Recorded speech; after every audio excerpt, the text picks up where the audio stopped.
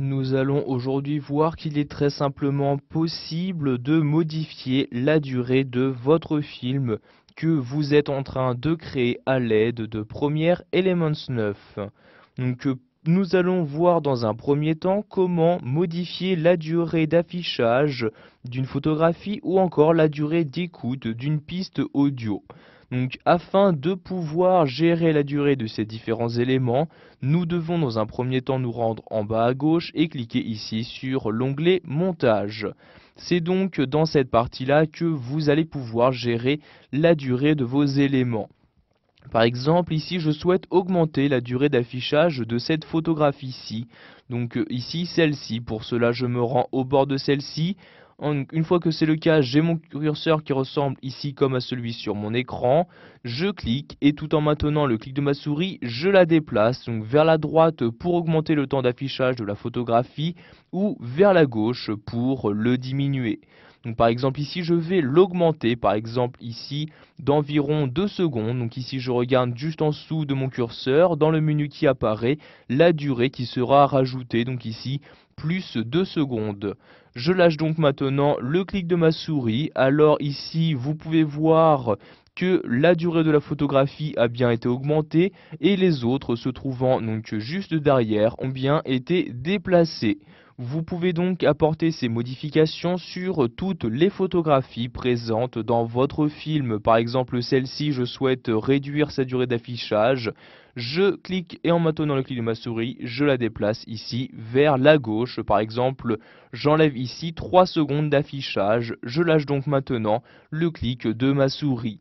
Vous pouvez apporter ces modifications de durée également sur les pistes audio. Donc par exemple ici je descends donc tout en bas à l'aide de l'ascenseur, j'ai ici la piste audio qui apparaît. Pour y apporter des changements, je vais ici la sélectionner. Je peux par exemple ici choisir de retarder son écoute, par exemple pour ne pas l'écouter dès le début. Je déplace ici, donc cette fois-ci à partir de la gauche et je choisis à partir de quand je souhaite débuter l'écoute. Par exemple à partir de 4 secondes de film. Je lâche donc ici le clic de ma souris pour apporter les modifications.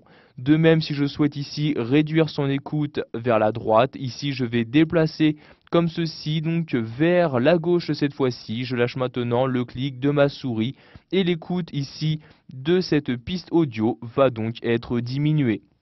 Pour finir, nous allons voir comment gérer la durée d'une vidéo. Pour cela, il existe donc un outil se nommant extension temporelle.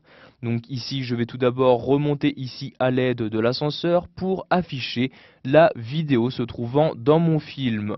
Donc ici, il s'agit de cette vidéo. Je la sélectionne dans un premier temps en cliquant dessus, puis je me rends en haut et je clique sur le menu éléments.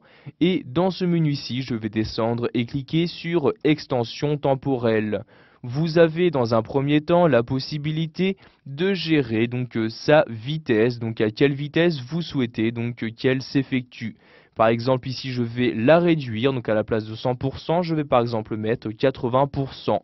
Je peux également choisir sa durée.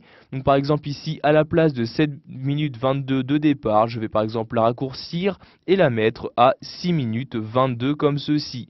Je clique ensuite sur OK afin d'appliquer mes changements. Alors ceux-ci ont automatiquement été appliqués.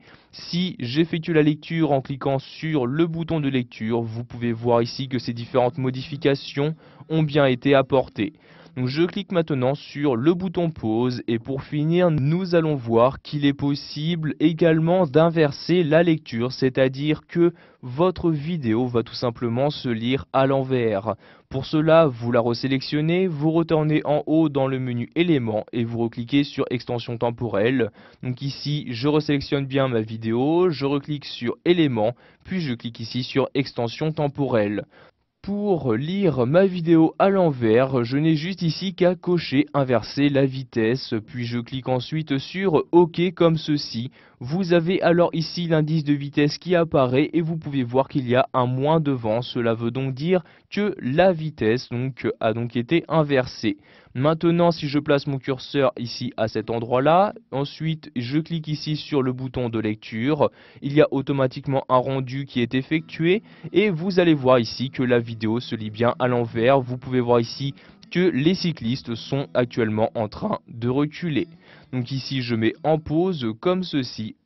Voilà, vous avez maintenant la possibilité de modifier la durée de votre film, que ce soit pour les photos, les vidéos ou encore les différentes pistes audio insérées.